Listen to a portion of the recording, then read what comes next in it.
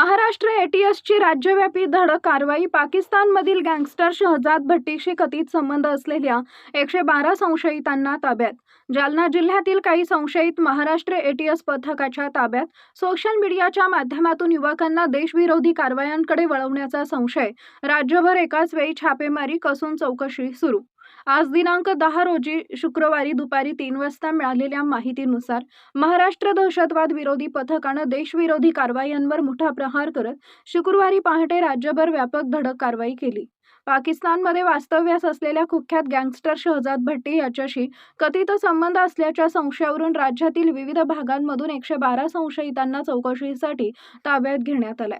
जालना जिल्ह्यातील भोकरदन आणि अंबडमधून काही संशयितांना ताब्यात घेतल्याची प्राथमिक माहिती मिळतेय.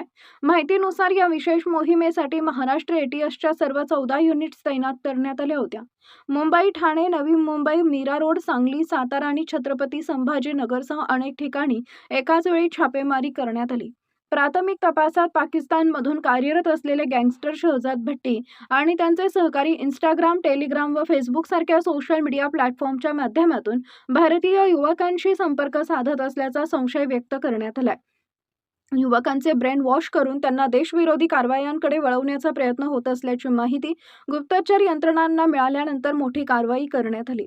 ताब्यात घेण्यात आलेल्या संशयितांचे mobile phone, social media accounts, internet chats आणि डिजिटल पुरावे एटीएसकडून तपासले जात असून शहजाद भट्टींच्या नेटवर्कशी संबंधित काही महत्त्वाचे धागेदोरे असल्याचं सांगितलं जात आहे. सध्या सर्व संशयितांची एटीएस अधिकाऱ्यांकडून कसून चौकशी सुरू असून महाराष्ट्रात कोणतीही मोठी दहशतवाद विरोधी कारवाई किंवा सामाजिक अशांतता निर्माण करण्याचा कट रचला गेला होता का याचाही तपास सुरू आहे. एटीएसच्या या राज्यव्यापी कारवाईमुळे राज्यातील सुरक्षा यंत्रणा अधिक सतर्क झाल्या असून देशविरोधी नेटवर्क विरोधातील ही आतापर्यंतच्या महत्त्वाच्या मोहिमांपैकी एक मानली जाते.